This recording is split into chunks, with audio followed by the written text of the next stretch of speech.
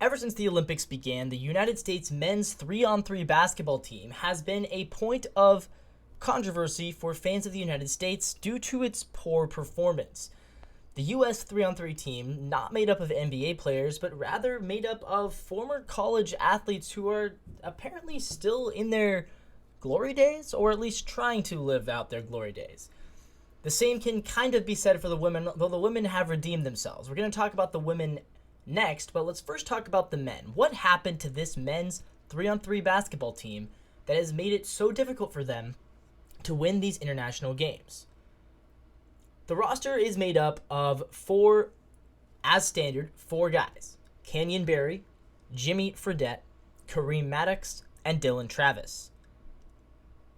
Canyon Barry, the guard, 6'6", comes from Colorado Springs, Colorado. He played at Charleston, Florida.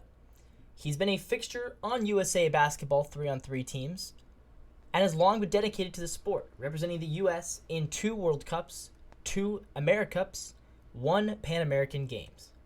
He played for Team Miami on the 3-on-3 World Tour as well as for Princeton. He played internationally in 5-on-5 and also played in the G League. If you're wondering when that was happening, the G League was all the way back in 2018 through 2022. He played for the Iowa Wolves. He also played professionally in China, Czech Republic, and Finland. So he's a G League player. Good in college. Never really amounted to much in professional basketball until he went into 3-on-3, where he's been good. Next up, Kareem Maddox.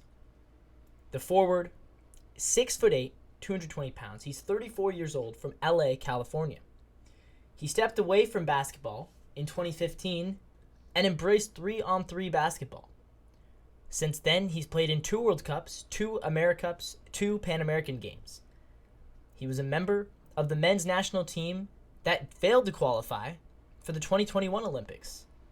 This year, he did qualify for the Olympics. So again, he's a guy who has been pretty much a career 3-on-3 guy. He doesn't have a whole lot of experience playing 5-on-5 in a long time. He played professionally in the Netherlands and the UK. He was actually a runner-up for league MVP in the UK. And he actually worked for NPR in his free time.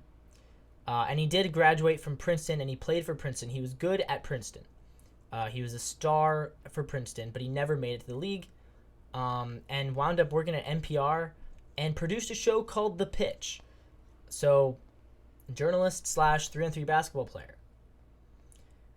Then there's Dylan Travis. Dylan Travis is 6'3", comes from Omaha, Nebraska. He's also 31. If you've noticed, all of these guys are above the age of 30. Dylan Travis began playing 3-on-3 for USA in 2022 FIBA AmeriCup. He started off playing for them in Omaha.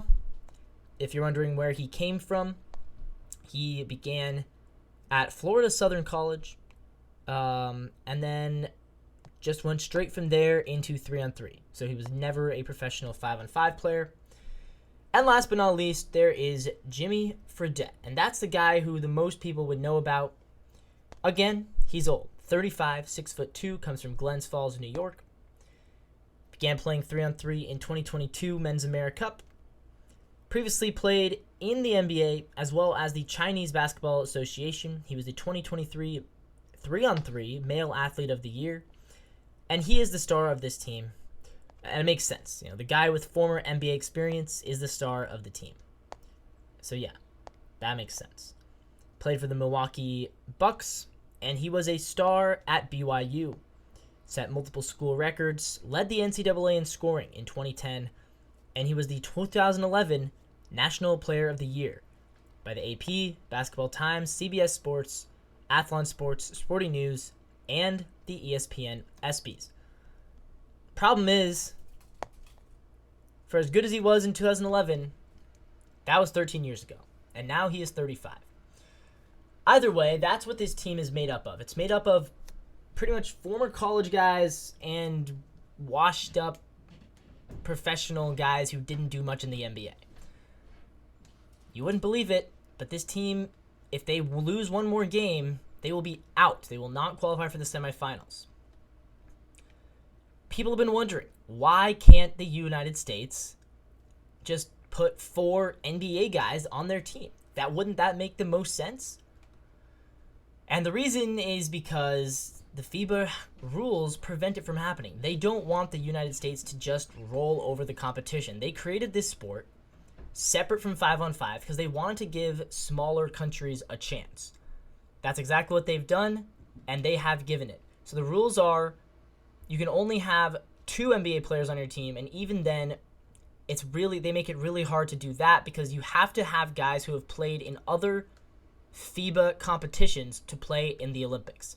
So we couldn't just pull the next 4 best players like a Kyrie Irving or a Jaylen Brown, 4 best players who didn't qualify for the Olympic team, throw them on 3x3 and let them dominate. That's just not how it works.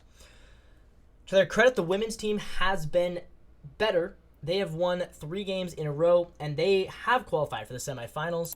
And I'm sure part of that is just because they actually have decent players on their team.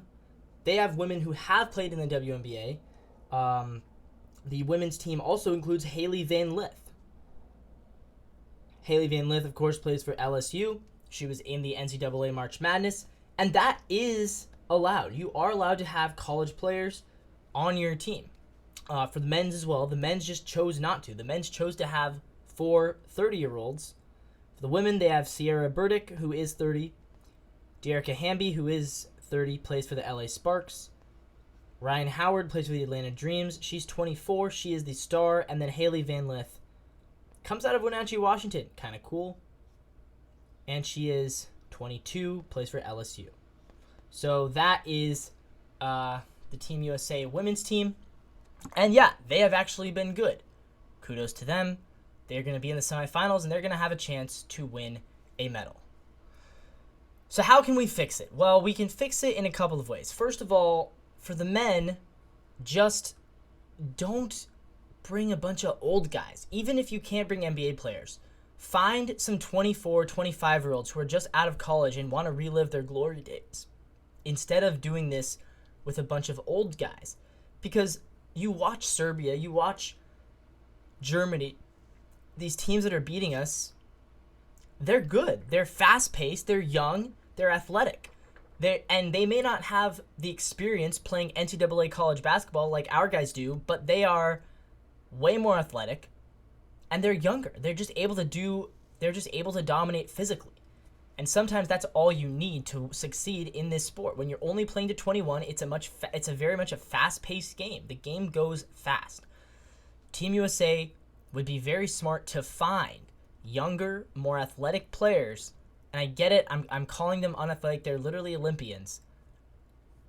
But if Team USA wants to win at 3-on-3 basketball, and we should, it's a sport that we should theoretically win gold in for men and women, take notes from the women's team. Find some young, dynamic players.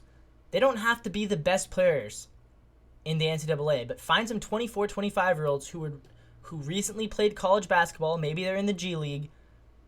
And I bet you Team USA can take home the gold.